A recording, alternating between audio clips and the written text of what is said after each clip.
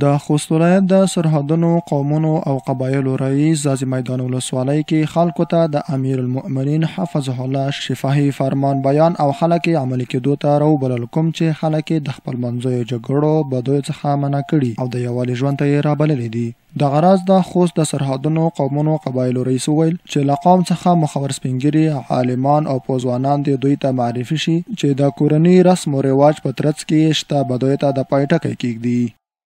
امیر حکم دا د شفاهي حکم چې د ځاځي میدان ولسوالۍ کې موږ ته قومي مشران راکوي. د قوم کې موږ ته داسې د ولسوالۍ په سطحه باندې مشران راکوي، قومي مشران چې که د تاسې په قوم کې بدي نه وي، په نور خوست کې چې بدي وي، موږ به دا خلک هلته بیا وي فیصلو دپاره.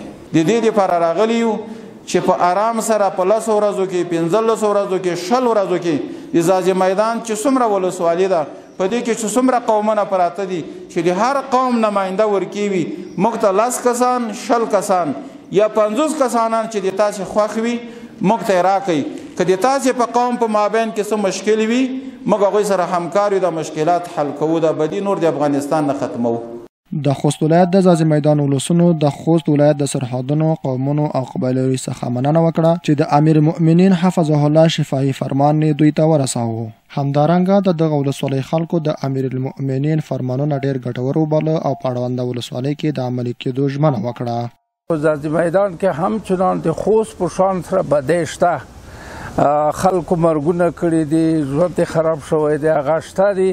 موږ به د امارت اسلامي سره په دې باره کې جدا همکاري کوو، ولې دا د موږ ورونو زمنو ترمنځ بدۍ دي. موږ به د دې بدیو د لرې کولو د اصلاح کولو دپاره تر آخري حده پورې امارت اسلامي سره همکاري. امارت اسلامي او د موږ په منځ کې داسې مسلات لرو لکه اوبه، لکه څنګه چې اوبه په ډونګ نه بیلیږي داسې موږ دوی په منځ کې بیلتون او ستونزې نه جوړیږي.